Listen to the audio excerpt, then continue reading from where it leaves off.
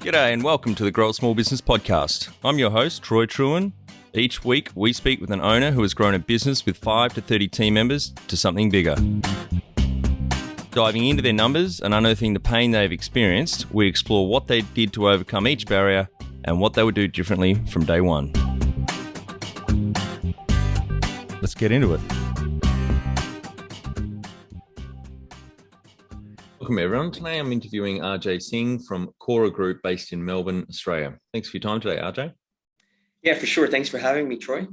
Let's start with how we know each other. I think it was on LinkedIn. We've been using that a fair bit lately to get more, particularly Australian businesses on the cast. So I really appreciate you coming on.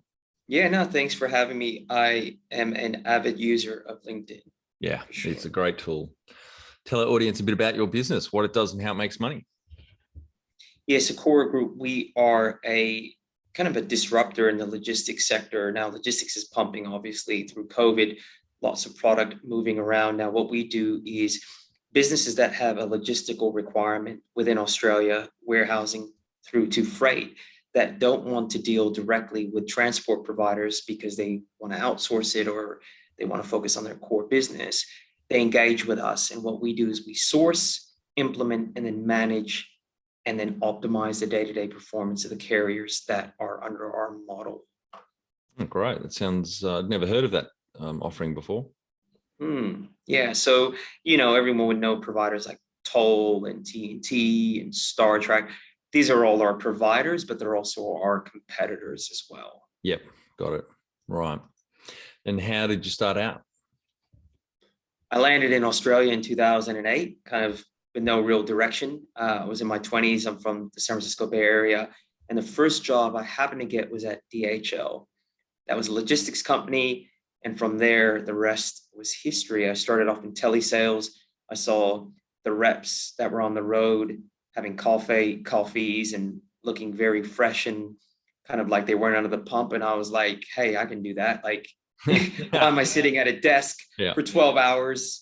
Chained down, can't sit still anyways. And I decided to become a rep. And from a rep, I decided to become a better rep. And, then I leveraged my capability to get equity and the rest was history. So pretty linear in many ways, if you looked at it from the external perspective. Yep. But right. quick. Yep. It's a quick trajectory. And so what year did Cora Group start? Cora Group started, it started on paper a very long time ago, but the founder really kind of just ran it as a side hustle until he decided to have a real crack, I would say, in the mid to late 2000s. I jumped on board in 2015. The company was very small, quite unsophisticated. I was at the time a senior sales consultant in the biggest provider in our space. And so I decided to go to market, look for companies that had good bones, similar cultural fit, but was probably about 5 to 6 years behind.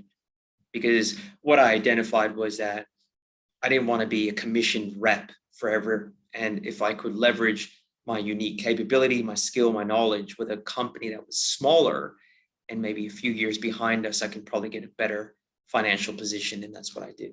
Yep. Great. And do you have some key numbers that illustrate the growth of the business? Yeah, so when I came on board, I'd say the business was close to 12 to 13 mil. There's still speculation. My owner is a sales guy. So if you talk to him any given day, the number 20 or 40. yeah. Like when I came on board, he was like, oh yeah, we're like at 20, 30. And then, 2 years down the track, you realize you literally started when, you had $1 million worth of revenue. Probably not that bad. But I would say we were close to 10, 11. We're now on track for 50 this year. So, it's amazing. Well, what the journey which we've gone on a transformation journey. The company was called something different when I joined in 2015. And in 2018, I had some cronies come across from the firm that I was with previously. And our CEO then commenced the transformation. And so for about 2 years, we stood still at revenue. So we were filtering out bad customers, the shitty transactional customers, the customers that the previous reps had brought on that we probably shouldn't have been servicing.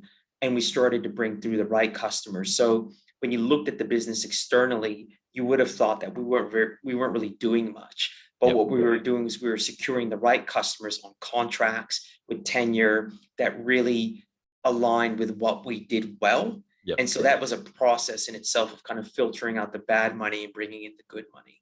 Yep. So that's amazing, phenomenal growth in 7 years since you started there.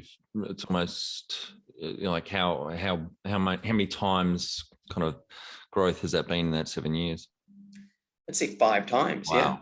Yeah. Yeah. Yeah. And it's been, and to make it, I mean, we haven't had a traditional large sales team. I mean, we've had sales reps come and go. Effectively, there's one salesperson in this business, and that's me. Yeah. So whilst I'm head of growth, I'm really all things growth. Now we all have our networks, and sometimes, our CEO may bring in some revenue, but we don't really have a large sales team.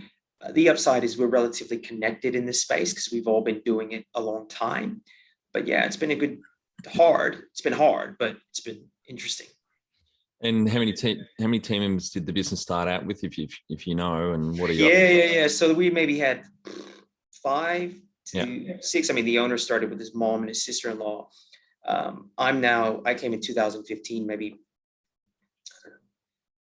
10 years after the business started, 7 to 10 years after the business started in the mid 2000s. But I am the oldest employee now here at Cora. So we're a relatively young company. I mean, I joined in 2015.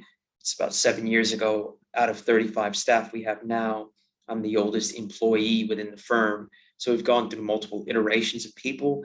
We're in logistics, heavily male-dominated arena. Part of our marketing and branding strategy when we rebranded to Cora was to be feminine, more of a nurturing environment. The name, the colors. There's over 65% of our staff are women. Wow. Yeah. We've done some really good things in the industry to really kind of set the pace around diversity, which is important in terms of diversity and approach, the way you manage your customers. Having a diverse range of sex and ethnicity really helps service the customers better. Yep. When was the moment you felt like you had succeeded? Never. Well, I think I read up that you do ultra marathons, don't you? So it sounds like you're not someone that stands still for too long. I think for me, one of the things I recognized within business, particularly, once I proved to myself that something can be done, irrespective of how easy or luxurious the role becomes, it's hard for me to maintain interest. Yeah. So I guess what I'm trying to say, a roundabout way of answering the question, things need to be hard for me to be fully engaged.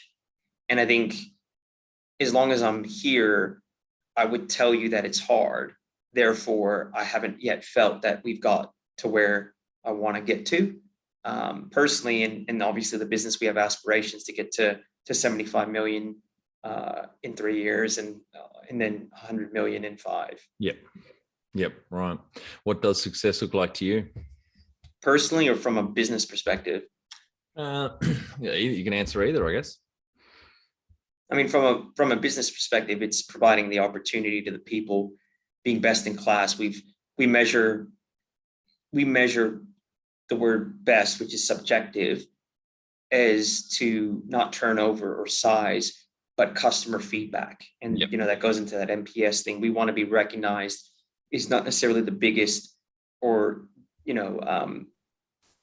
don't know. We really only recognized by the customer base as being the most customer-centric firm in our space. Mm-hmm. And we also want to be an employer of choice. So I suppose that's what success looks like from an organizational perspective. From my perspective, it's the kind of evolution of my mind, body, spirit complex. So I'm on a journey of kind of this, if you want to call it Maslow's hierarchy of needs, of self-actualization. And for me, how business overlays with that is I'm trying every day to push myself within the business context to be the best I can be. Business to me is sport, nothing more, nothing less. It's sport. Yep. It really is. Number one thing you'd recommend to marketing a fast-growing business? Number one thing I'd recommend to marketing a fast-growing business? Yep. So for the people within the business that want to grow and market themselves, yeah, that's an interesting one. I would say to get out there and do not underestimate the power of social media. I think a lot of traditional sellers that have built businesses through muscle and sweat work a lot harder than smarter because they're not leveraging the scalability of the social networks and things like LinkedIn and all that. And we've been guilty of that too. I mean, in sweat we trust. That's how I came up in the game, right? Like if you weren't working your ass off, you weren't working. So I'd say just to think about how to evolve in the current market with the current market, and that's social proof. Connecting with the right people, with the right audiences, and putting yourself out there as a business, I think is important. Yep. And you mentioned you do use Net Promoter Score. What's your number? Yes, it's 65. We've just done one a few weeks ago that was internal. Yep. I'm not an NPS expert, but everything is broken down to us. We've run it, and there was significant improvement. We did the previous one, I think, in September, and people had just come down from lockdown. Melbourne is hit particularly bad. And what we found is it's an interesting one about this flexible workplace. I actually think a lot of it is bullshit. Like, I think when I look at our staff, particularly transport's volatile, like you're always chasing parcels. As much as our staff wanted to stay home because it was easier for them to multitask and do stuff, they were actually more depressed.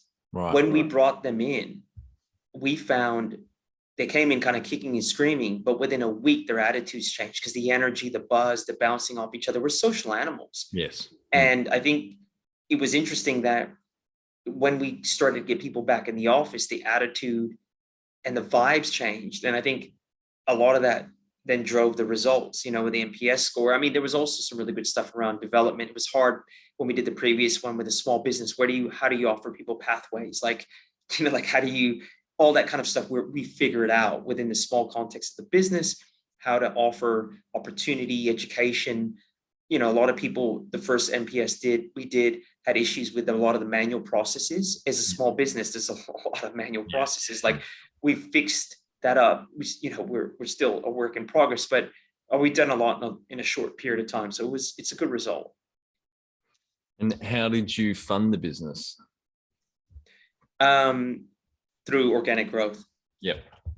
That's it. Like, the business is we never got loans or anything like that. Yeah. What about investors? No event along the way? No. The majority of the founder brought in people like myself on equity deals. Yeah. So I suppose if you were to ask him, his answer would be different. But from a external investment perspective, haven't done it. Yep. Great. No, it's very smart giving equity to key team members. Yeah. If you were to start up today with plenty of funding, would you go into your industry? Yeah. From a business perspective, it's a very good place to be. Last mile logistics, freight within Australia. Yep. There's no lack of private equity kicking down the doors. There's no lack of, reach outs from all kinds of groups, because we're a non-asset based business, man. We have no assets. We completely are assetless. We manage logistics via our vendors, and we have technology platforms that help us do that. So we're a very light organization in an exponentially growing sector. So it's a very good place to be right now. Yep. Can you outline the most stressful point in your small business growth journey so our audience can learn from it? Yeah, I think there's 2 points when I came on board and started, because I started the New South Wales business from zero. The business was only in Melbourne at the time. It was very small. So that was stressful. I was running and working out of the university that I was doing my executive MBA at. And, I was working out of the syndicate rooms. And part of the reason I was doing that was to get on the energy vibe, on the kind of the energy that was at the business school, that really helped being alone, but not being alone, if that made sense. That was quite stressful, leaving a really kind of cush job with a big business that was growing, leaving mentors, leaving people that were like my family. Because when I came from Australia to Australia from the US, the people, previous firm became like family members. So that was stressful. And then I'd say the second stress was really going into COVID, because we didn't know how it was going to play out. Yeah. Yeah. What area in business do you feel you've had to work on the most to add the greatest value? Yeah. So I guess what I take from that question is, me personally, what areas in business have I had to get better at to add value? Yes. Yeah. So that's kind of what led me to my MBA, right? Like, I was a very good salesperson, but quite kind of relational. I had a lateral thinking ability, but I didn't understand the way a CEO or CFO would think. And so I think understanding how a business was run and the mechanisms within that business was important. And I went down a 4-year journey to do so. Sorry, light just went off. And I think within that journey, understanding the finance, like numbers and spreadsheets, and none of that comes natural to me. So that was a massive learning journey, right? What have you enjoyed the least about managing the fast growth?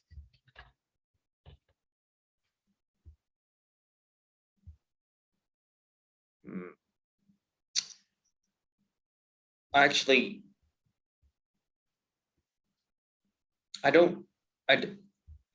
don't have an answer for that. Like, there was nothing. I actually am probably the other way around. Once the business got stabilized and gets stabilized, I don't enjoy the feeling of corporatization. Although that's a path that I recognize needs to happen.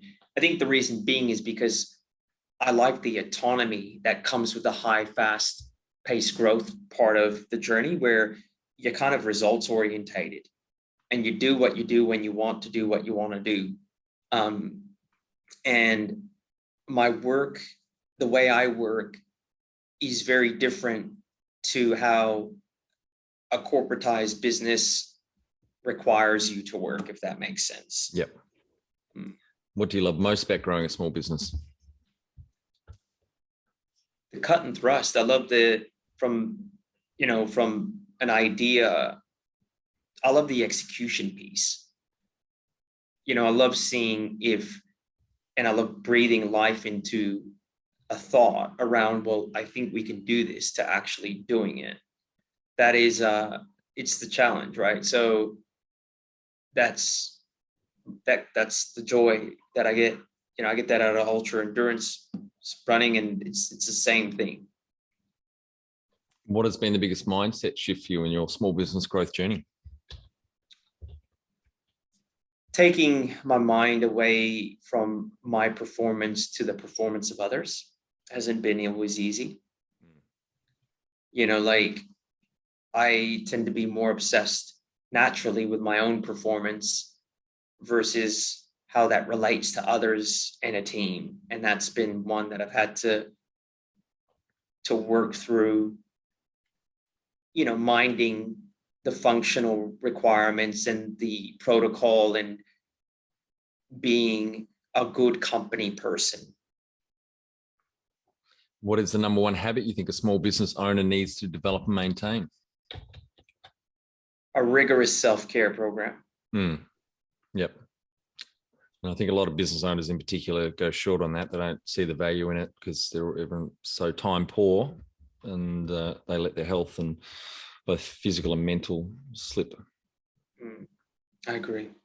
And you've got a podcast, haven't you? Do you want to just maybe mention that? Yeah, so I have a podcast called Ultra Habits. It's an executive learning platform. High performers from academics to corporate to the medical world, thought leaders. We have a significant swing to military elite. So there's a lot of ex-military people on the podcast. So it's a high performance orientated podcast geared to the executive athlete, the individual that's going to be in the trenches for 20, 30, 40 years, aiming to, be Roger Federer for a sustained period of time. And well, how do you do that without falling apart? Well, yeah, you're the perfect one to answer that habit question. That's for sure. Be the change you want to see in your business. Become more productive and less stressed with our free Transform Your Performance online course. Once you see the benefits, put your entire team through the course at no cost. We start out by telling you the secret to guaranteed success, then over 100 lessons help you be more focused, present, productive, and feel more in control about work. growasmallbusiness.com. Can you talk to how you've added people to the team, some wins, mistakes, and advice for those listening? Yeah, the old cliche of hire slow, fire fast. Yeah. Yep. I think that's important. I think, when you have a small business, sometimes you hire someone because they've got an immediate connection. And you want to leverage that immediate, and maybe that's the right thing to do, and you can get rid of them later. Like, it's all well and good in hindsight, but when you need the cash, you'll make the moves in. Sometimes we take shortcuts.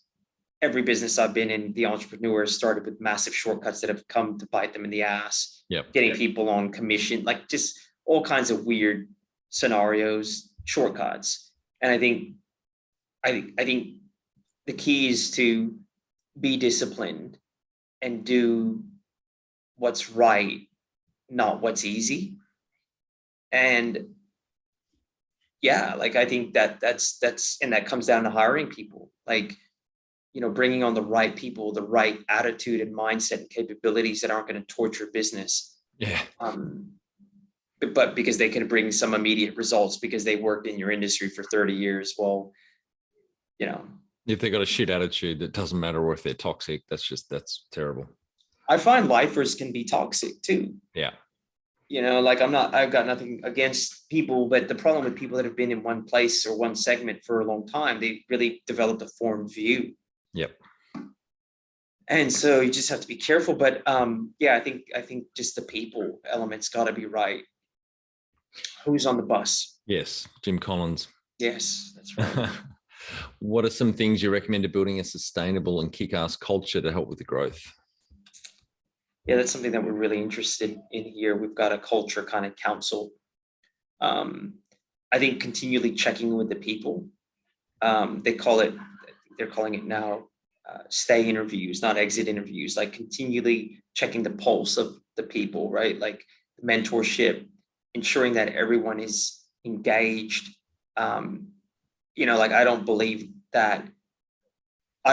in the movement that I believe a lot of fundamentally dissatisfied people look to their job for more than what they should. Mm-hmm. I think people need to find their own meaning, and it's very easy when people are dissatisfied in their own life to kind of blame their job. Yep, it's a good point. So I think there's a responsibility and onus on the individual, but I think firms do need to create an environment of learning, harmony, one where people are evolving and developing. And the way that you do that is you continue to check in all the time with the people, ensuring that there's mentorship programs, that no one's left behind and no one's suffering in silence. So I think just being connected and really understanding what's going on with the people is super important.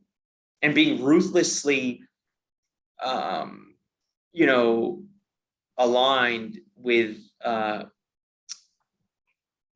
type of people that are in the organization, right? Like, so, really making sure that you've got the right people on the bus, because sometimes we don't realize, because you can't see the immediate impact of negativity, but like when you start to build a really good business and you've got one person, two people that you set a high bar, and you bring the right people, and they continue to bring the other right people in as well. Yeah. And you don't have to pay overs. Once you develop this culture of the right people are there, they will bring the other right people, and you're not having to throw dollars at people, because people just want to be where other good people are.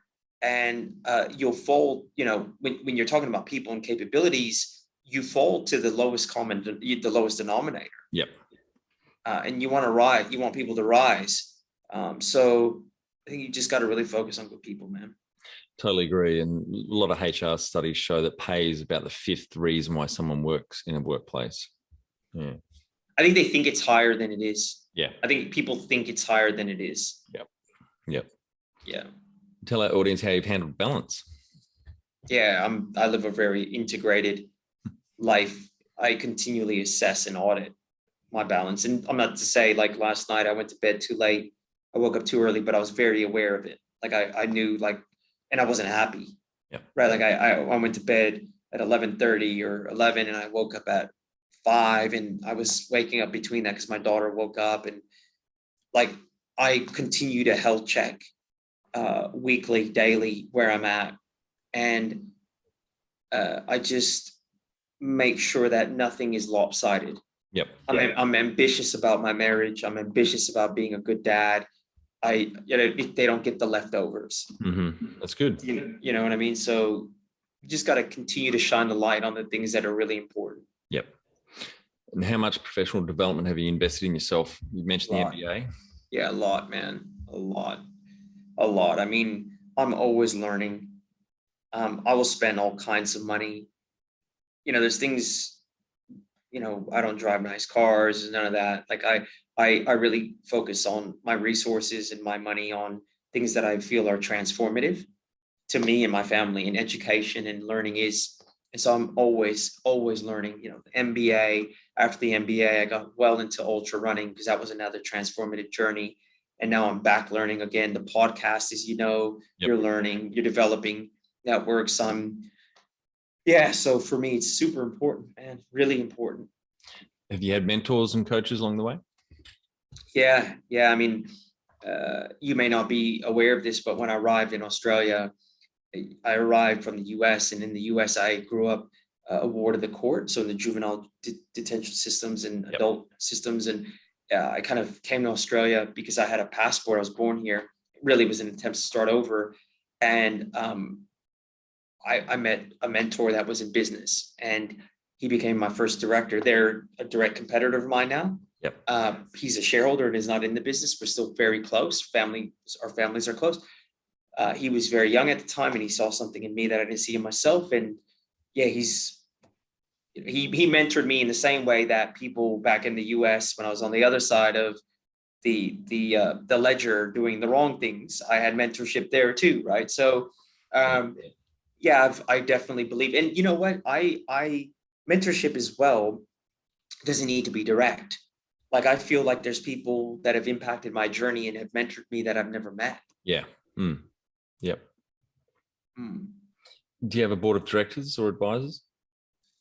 Here at the company? Yep. Or personally? Yeah, we do. Yep.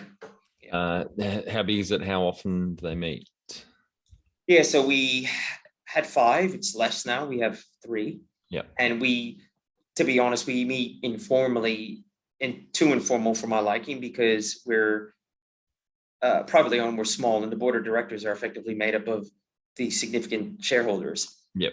And so, it's complex because you're kind of reporting into people by day, then at night you're on the board together. So yeah, it's hard. Yeah, been there. All right, RJ, we're on to our final 5 questions. What do you think is the hardest thing in growing a small business? I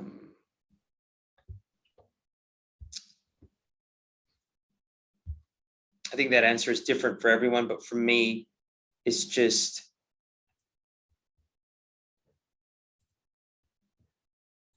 keeping it all together, the family, the business, and not becoming overly lopsided. Favorite business book which has helped you the most? Yeah, there was a book. I don't know if this is my favorite, but this comes to mind. It's recent. I read a book called Small Giants. Okay. It's a book. It was an author who wanted to make a book similar to Good to Great, but for small firms. That's great. Okay, I'm going to put that on my list. Yeah. So what he did was he looked at firms it was in the American market, and they were just basically small giants. Like what were the commonalities across these small businesses that had higher margins, greater revenue, better culture, better market appeal than their competitors? Because for me, I'm not really interested in running or being part of. I'll be a shareholder happily in a $200 million firm, but I'm not interested in working in one. Yeah. I love the connectivity of a SME and what you have when you're a strong SME, and the connection to the community, the people. There's a soul there still.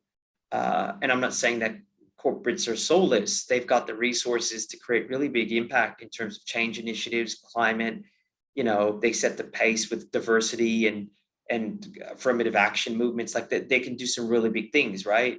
But it's not for me. I'm more interested in businesses that thrive in their little local communities and why and how. And it was a phenomenal book that gave a solid blueprint across, well, how do you actually build a small giant? Yep, awesome. I've just added that to my list. Any great podcasts or online learning tools you use for your own professional development? Yeah, I don't really listen to too many other podcasts anymore because I'm too busy making it. But I would say that Rich Roll was probably the greatest. He was great. I used to listen to him. So he was an alcoholic and a drug user, and then got his shit in one sock. And he's also an ultra or like an endurance runner, isn't he? Now, and doesn't drink obviously or do drugs. Yeah. So when I finished my MBA, I pay attention to. I create crucibles in my life, like what I call external events that are very difficult that continue to shape me. And the MBA was one. When I finished, I took 6 months off and I was looking for the next crucible. And Rich Roll, again, going back to that mentoring without mentoring me piece.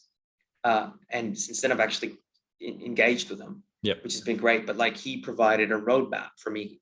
Once I started listening to his podcast, I started to understand, well, this is actually the path for me. His story, I resonated with the alcoholism, 12 steps. I'm in 12 steps. I was a good runner, and I listened to his podcast, and now a lot of his guests come on my show. So like, there's that. There's Mark Devine is pretty good. Yeah, just whatever's there, I'll listen to. I listen more to audiobooks nowadays. Yeah, me too. One tool you'd recommend to help grow a small business?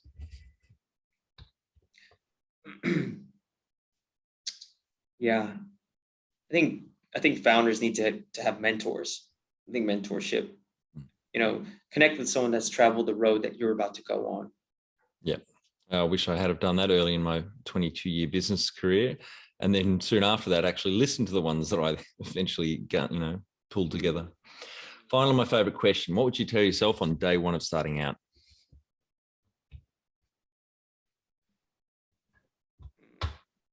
Enjoy the ride. Great. Thanks, RJ. Really appreciate your time today. And I think the audience will learn a lot from your journey, and look forward to hearing what your next big growth is going to be in the business.